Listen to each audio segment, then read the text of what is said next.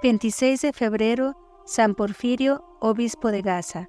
Años 352 a 420. Porfirio nació en Tesalónica, Macedonia, el año 352, de padres ricos y virtuosos. Estudió en las escuelas más acreditadas de su provincia natal, haciendo grandes progresos en las letras humanas. El conocimiento que tenía de los libros santos le dio tal reputación que más tarde se acudió a él frecuentemente para consultar en materia de exégesis, pues resolvía mejor que nadie las dificultades de la Sagrada Escritura. Al menos así lo escribe su biógrafo. Sirvióle esta ciencia en particular para refutar las objeciones de ciertos herejes, por ejemplo, de los discípulos de Arrio y Manes. Vida monástica. En el ardor de su juventud, supo levantar el corazón lo suficiente para comprender que Dios vale más que todas las esperanzas de la tierra. Salió pues de su patria y dejó a su opulenta familia para retirarse al desierto de Esete, uno de los principales centros monásticos de Egipto. Acontecía esto hacia el año 372, cuando Porfirio tenía 20 años. En él se mantuvo 5 años, entregado a los rigores de una austericísima vida, hasta que el deseo de visitar los santos lugares y adorar aquellos sitios regados por la sangre del Redentor le sacó del desierto. Fue luego a vivir durante otros 5 años en una gruta cercana al Jordán, determinado a llevar allí vida eremítica. Lo insalubre del lugar y las terribles mortificaciones a que se entregaba arruinaron completamente su salud. Contrajo un tumor en el hígado, complicado con calentura permanente, viéndose por ello obligado a retirarse a Jerusalén. Corría probablemente el año 382. Allí le encontró su futuro biógrafo Marcos, joven copista de manuscritos que había fijado su residencia en la ciudad santa tanto por devoción como porque allí había encontrado ocasión de ejercer su arte. Asiduo a los oficios del Santo Sepulcro, Marcos notó la asistencia cotidiana de un monje, joven anacoreta, de tez biliosa, piel seca, espalda encorvada, que andaba penosamente apoyado en un bastón. Veíale cada día con el cuerpo inclinado, acercarse con dificultad hasta el altar para recibir la Sagrada Eucaristía, y después de larga acción de gracias, retirarse a su albergue con el rostro radiante y tranquilo, que bien se echa de ver lo mal que correspondía al pobre cuerpo al alma que le daba vida. Marcos se sintió movido a compasión a la vista del enfermo. Viéndole subir un día con mucha dificultad las pocas gradas de la escalera que conduce a las 3 puertas de entrada de la iglesia del Santo Sepulcro, le ofreció el brazo. Porfirio rehusó este alivio por virtud, pero desde entonces trabóse entre ambos una amistad que solo la muerte debía romper. El copista se puso al servicio del monje que le encargó un viaje a Tesalónica. Tratábase de vender los bienes de Porfirio porque había sabido la muerte de sus padres, y además porque sus hermanos no lo necesitaban. El encargo fue cumplido pronto y bien. Sacó de la venta 4.500 monedas de oro que distribuyó a los pobres y a los monasterios de Egipto y Palestina. ¿Cuál no sería la sorpresa de Marcos cuando a su regreso encontró a Porfirio lleno de salud y de vida, de tal modo cambiado que apenas era reconocido? Marcos abrazó a su amo y le suplicó le dijera cómo se había operado un cambio tan repentino y tan maravilloso. «No te sorprendas, hermano mío», respondió el santo, «antes bien admira la bondad de nuestro Señor Jesucristo. Hace 40 días me encontraba abrumado por los dolores. Penosamente llegué, según mi costumbre, a la tumba del Salvador, y estando allí, vencido por el dolor, casi desvanecido.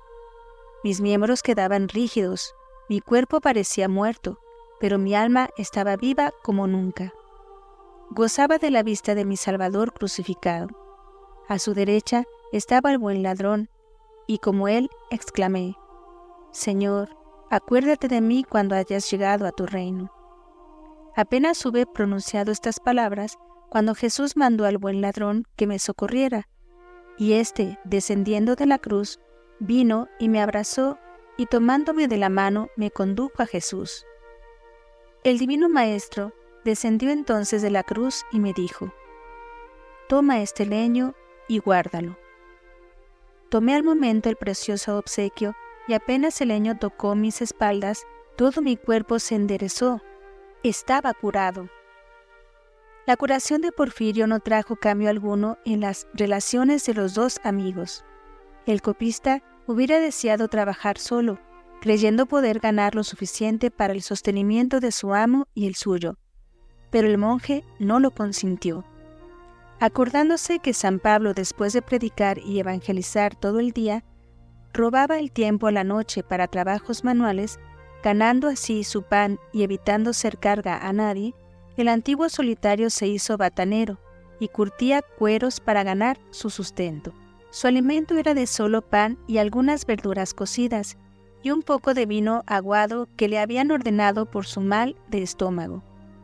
Los días festivos añadía un poco de aceite y queso, tomando la comida al mediodía, pues los demás días no rompía el ayuno hasta después de puesto el sol. Nombramiento episcopal inesperado. La fama de sus virtudes se extendió tanto por Jerusalén que Juan, patriarca de esta ciudad, le ordenó de sacerdote a pesar de sus lloros y protestas. El mismo día le encomendó la custodia de la verdadera cruz en la capilla del Calvario. Porfirio se acordó entonces de las palabras que le dirigió Cristo en su visión: «Toma este leño y guárdalo», y con humildad se sometió a la voluntad divina. Tenía a la sazón 40 años y corría el 392. 3 años después de la ordenación sacerdotal de Porfirio, murió Eneas, obispo de Gaza. El clero y los fieles de esta ciudad, aunque poco numerosos, no podían entenderse para el nombramiento del sucesor, y acudieron al metropolitano de Palestina, Juan, obispo de Cesarea Marítima, el cual puso los ojos en Porfirio. Para sacar de Jerusalén al candidato, se valieron de una estratagema, una cuestión de la Sagrada Escritura para cuya solución el clero de Cesarea requería las luces de Porfirio. El obispo de Jerusalén consintió en la partida de su súbdito, a condición de que la ausencia no pasara de una semana. Apenas Porfirio supo la solicitud de que era objeto, exclamó: «Hágase la voluntad de Dios», y dirigiéndose a su discípulo: «Hermano Marcos», le dijo, «vayamos por última vez a adorar la cruz de Jesucristo en el Calvario. En mucho tiempo no lo volveremos a hacer».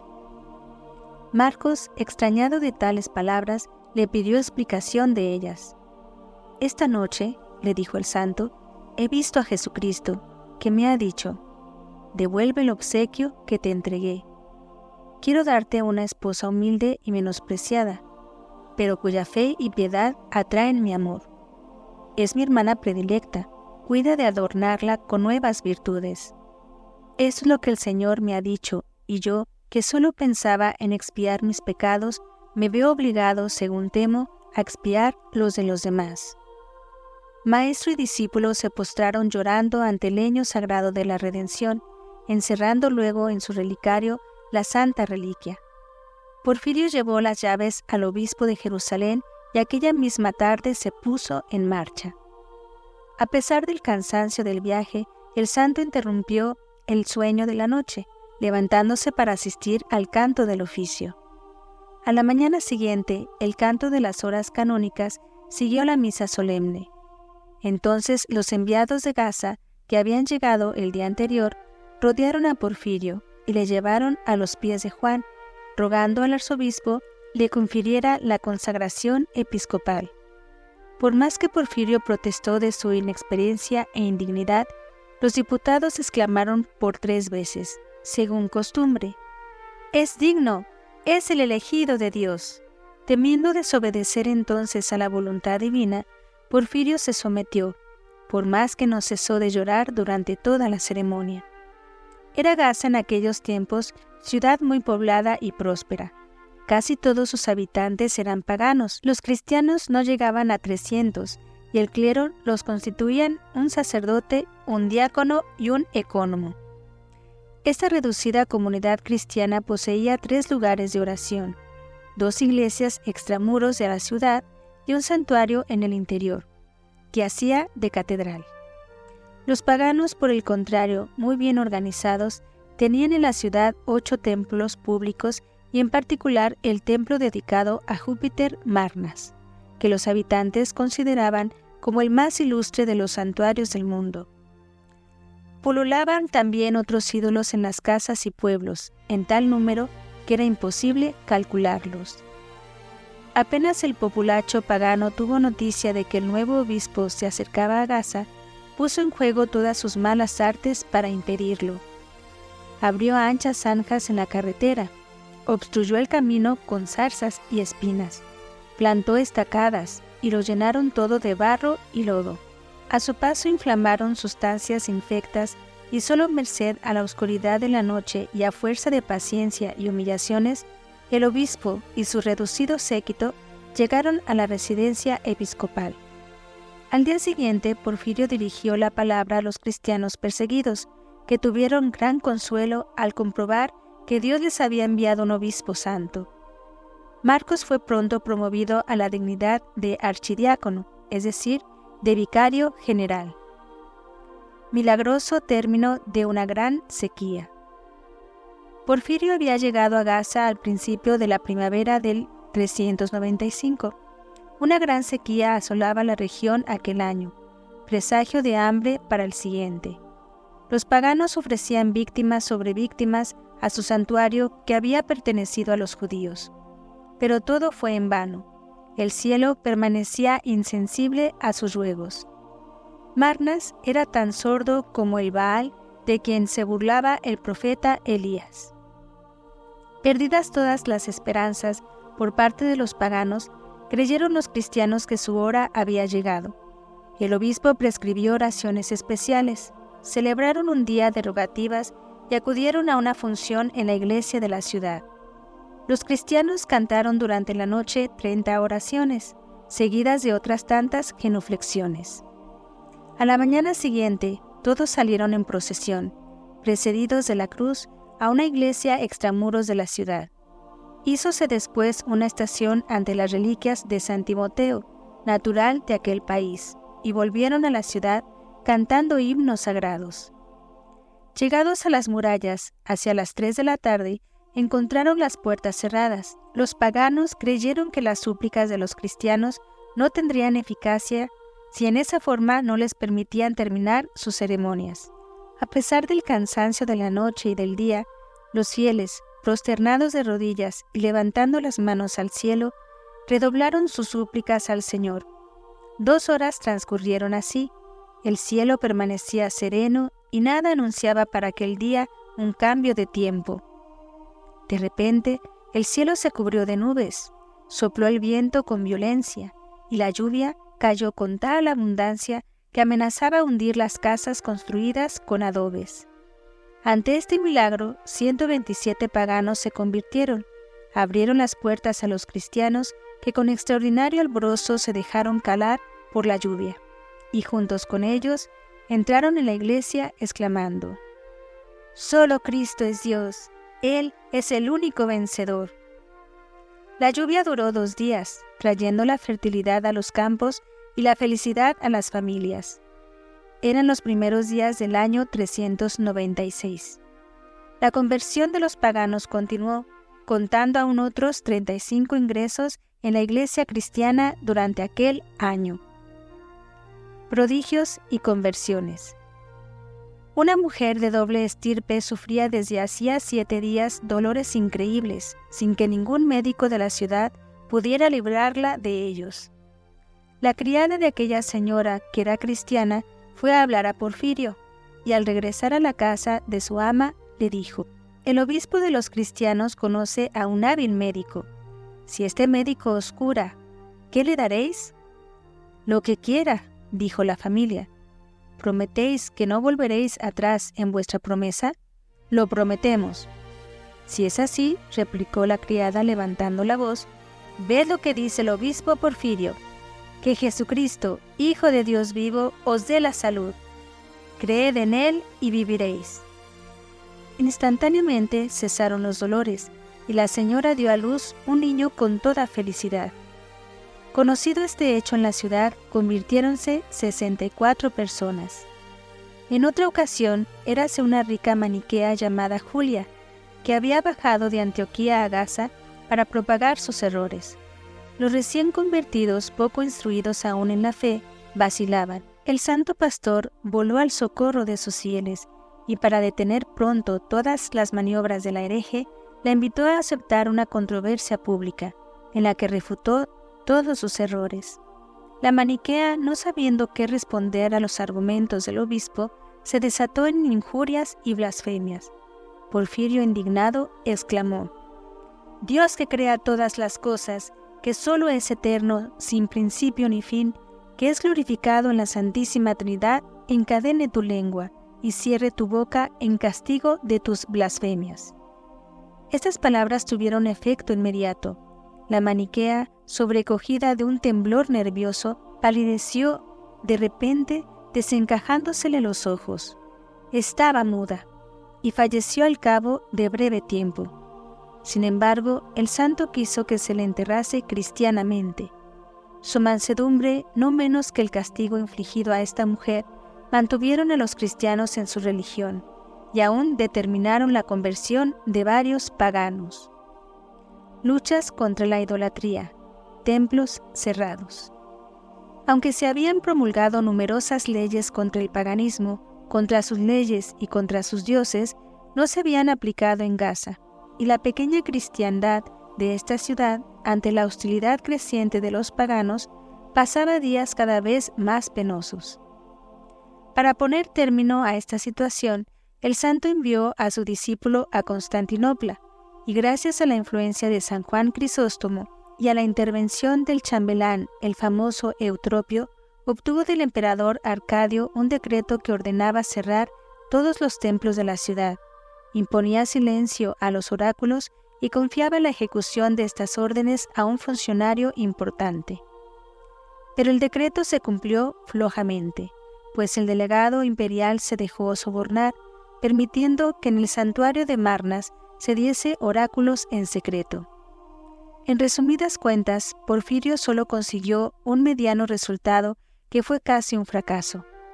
Los paganos se dieron cuenta de ello, y por lo mismo, sus vejaciones contra los cristianos fueron tan violentas y tan continuas que el obispo pensó en retirarse.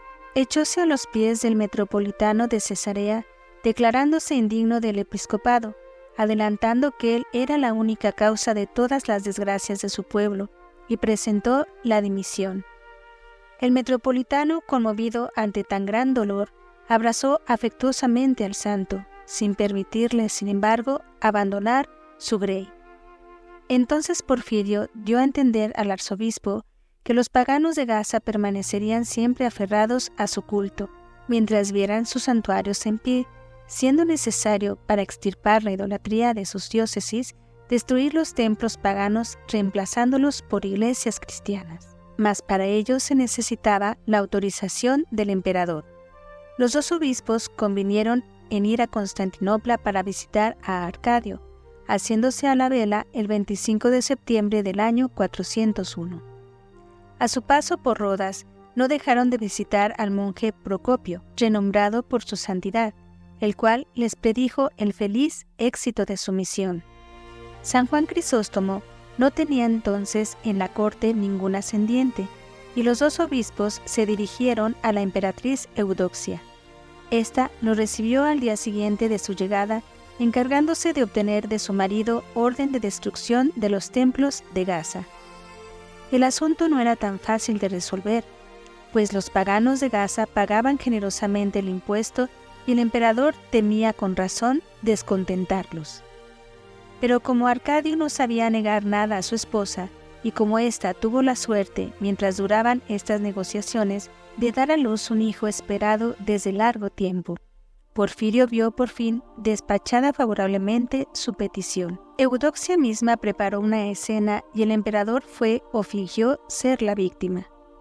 El día del bautizo de Teodosio, hijo del emperador, la petición de Porfirio fue presentada al tierno infante, el cual dijo que sí con la cabeza, movida por la mano del cortesano que le llevaba.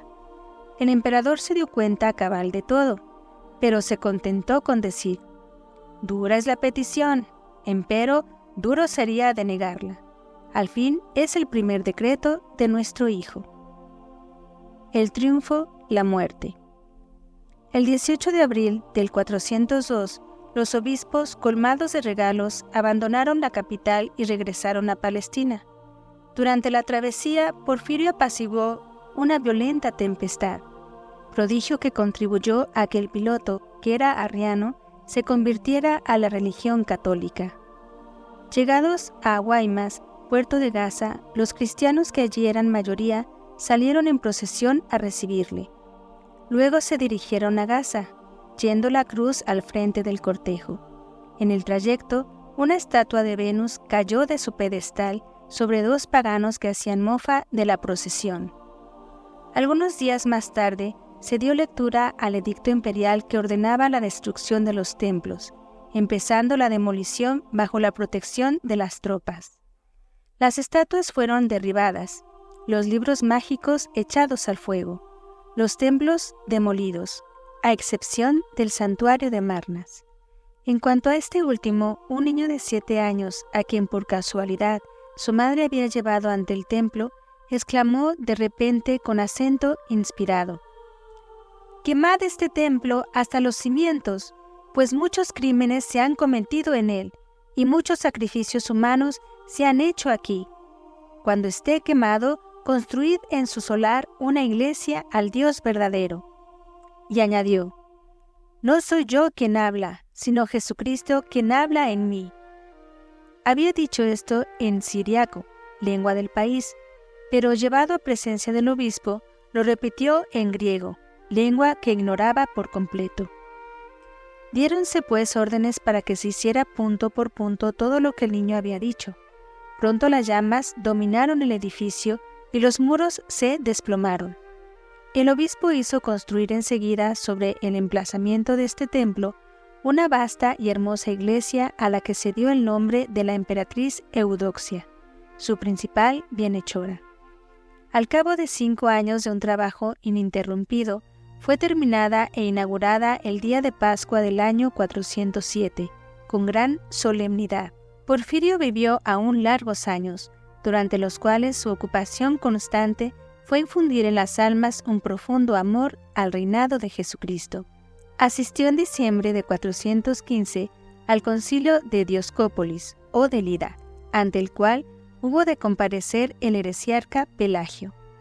Por fin, después de haber distribuido todos sus bienes a los pobres y lleno de achaques, se durmió plácidamente en la paz del Señor el 26 de febrero del año 420.